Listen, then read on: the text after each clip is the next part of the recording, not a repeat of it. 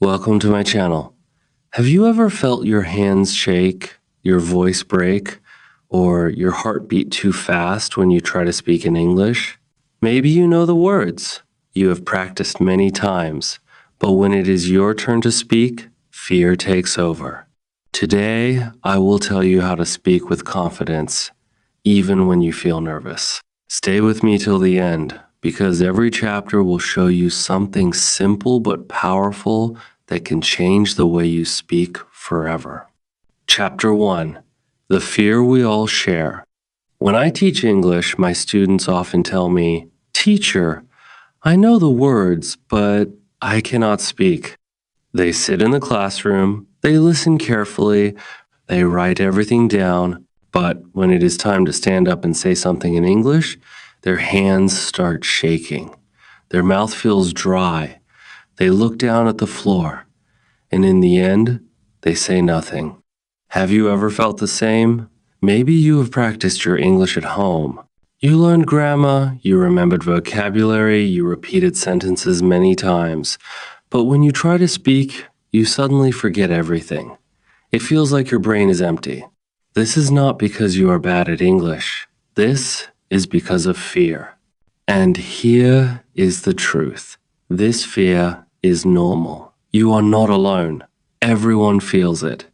Even native speakers sometimes feel nervous before speaking in front of people. Let me tell you a story. One of my students, his name was Ali, knew a lot of English words. He studied every night. He watched English movies without subtitles. He could write long sentences in his notebook. But when he had to introduce himself in front of the class, he could not say a single word.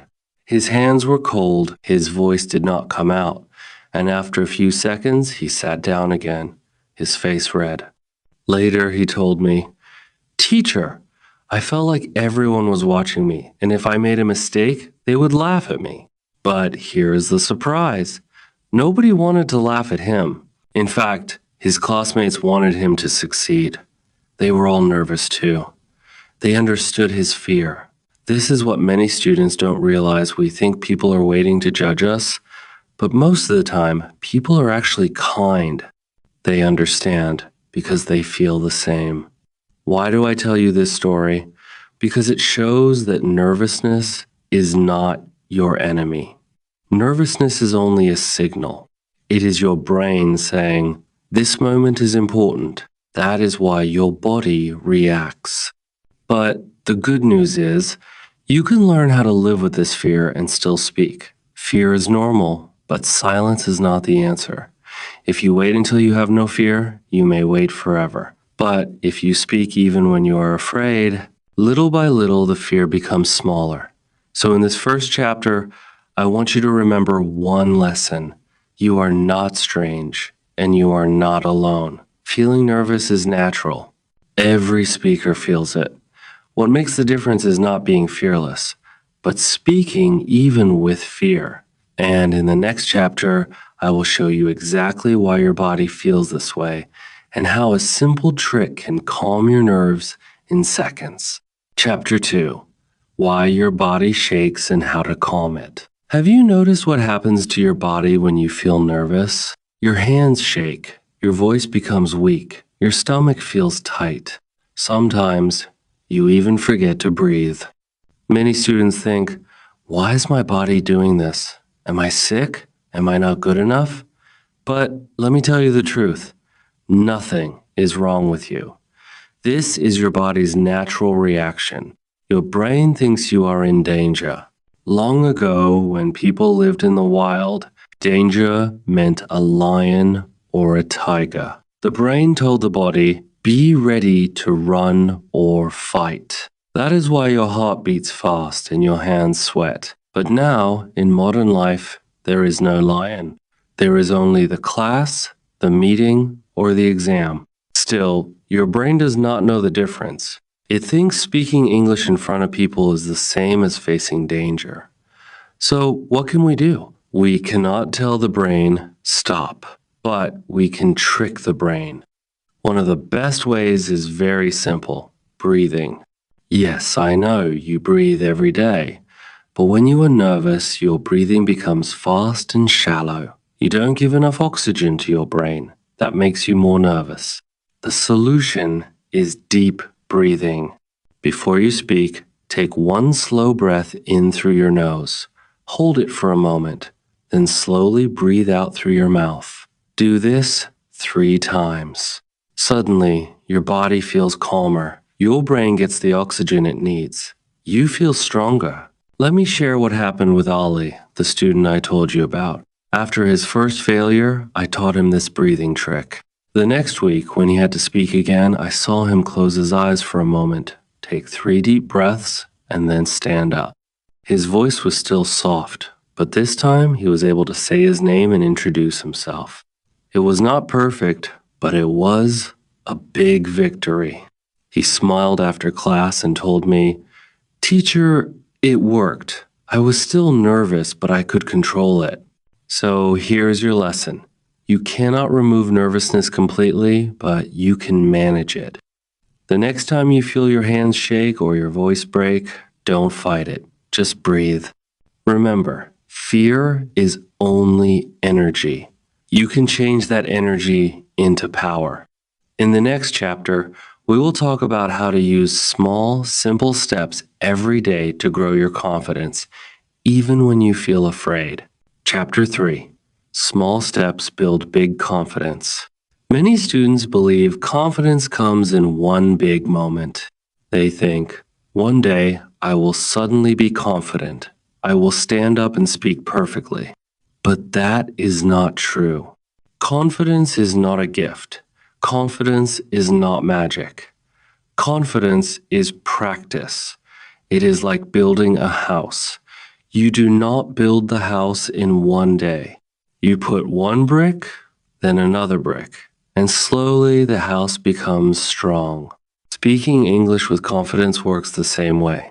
You must take small steps every day, and each step makes you stronger. Let me give you an example. When Ali started, he could not even say his name without shaking. After he learned the breathing trick, I told him, "Don't wait for a big speech. Just start small. Say hello to one person in English every day." At first, it was hard. He worried. What if they laugh?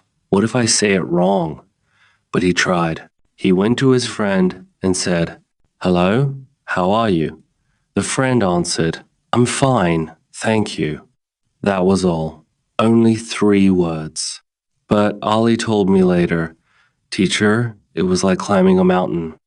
Every day, he practiced this small step. Day by day, he added more words. Soon he was saying, "Hello, how are you today? Did you have lunch?" Small steps, but very powerful. Why does this work? Because your brain learns from success. Each time you speak, even a little, your brain remembers, "I did it. I didn't die. Nothing bad happened." Slowly, the fear becomes smaller. Imagine if you wait for a big speech without any small practice. Your brain will panic. But if you do small steps, your brain says, "This is normal. I can do this." That is how confidence grows. Now, I want you to think about your own life. What is one small English step you can take today? Maybe you can say hello to your teacher in English. Maybe you can order tea in English. Maybe you can record your voice saying one sentence. It does not matter how small. What matters is that you do it every day. Small actions repeated many times create big results. Ali followed this method for 1 month. At first, he said one word, then one sentence. After 1 month, he was speaking 2 minutes in class without shaking. He was not perfect. He made mistakes. But he was confident. That is the power of small steps. In the next chapter, I will show you another secret. How to use mistakes not as failures, but as teachers. Chapter 4. Mistakes are your best teacher. When students speak English, they are often afraid of one thing, mistakes. They think, if I make a mistake, people will laugh at me. If I make a mistake, it means I am not good. But I want to tell you something very important. Mistakes are not your enemy. Mistakes are your best teacher. Without mistakes, you cannot grow. Every mistake you make is like a sign on the road that tells you, this is the way to learn. Let me tell you about Sarah. She loved English, but she was always silent. In class, when I asked a question, she never raised her hand. After class, I asked her, Sarah, why don't you try? She whispered, Teacher, I know the answer, but I'm scared. What if I say it wrong? I smiled and told her, Sarah, I hope you make mistakes. Because if you make mistakes, I can help you. If you stay silent, I cannot help you at all. The next day she tried. She said a sentence, but she used the wrong verb. The class laughed a little, but I stopped them. I said, Do you know what just happened? Sarah is learning faster than you because she made a mistake, and now she knows the correct way. Why are mistakes powerful? Because they show you what you don't know yet. If you always stay safe and say nothing, you don't grow. But when you try and you fall, you see exactly what needs to improve. Imagine a child learning to walk. The child falls many times. If the child says, I will never walk again because I fell, they would never learn. But children don't think like that. They fall, they stand, they try again. That is why they succeed. Learning English is the same. Ali, the boy I told you about before, also made many mistakes. Sometimes he said, she go to school, instead of, she goes to school. His classmates laughed, but Ali didn't stop. He told me, Teacher, I don't care. Every mistake is a step closer to speaking better. That was his secret. He turned mistakes into teachers. Now, I want you to do the same. Next time you make a mistake, don't feel ashamed. Say to yourself, Good, I learned something today. Repeat the correct version and move on. Confidence grows when you stop fearing mistakes. In the next chapter, I will tell you how to prepare simple words and sentences before speaking, so you don't feel lost when it's your turn to talk. Chapter 5. Prepare simple words before you speak. One big reason students feel nervous when they speak English is because they don't know what to say next. Their mind becomes empty and they feel lost. But here is a secret. You don't need big or difficult words to speak with confidence. You just need to prepare simple words and sentences before you speak. Preparation is not weakness. Preparation is smart. Let me give you an example. Imagine you are going to a meeting at work. You know they will ask you about your weekend. If you prepare just 1 or 2 sentences before, you will feel ready. You can say, My weekend was good. I visited my friend. That is enough. You don't need to tell a long story. You don't need to use fancy words. Simple is strong. The goal is not to impress people with big words. The goal is to speak clearly and without fear. One of my students, Ahmed, used this method. He worked in a shop and everyday tourists came to buy things. Before opening the shop, he prepared 3 sentences. Hello, how are you?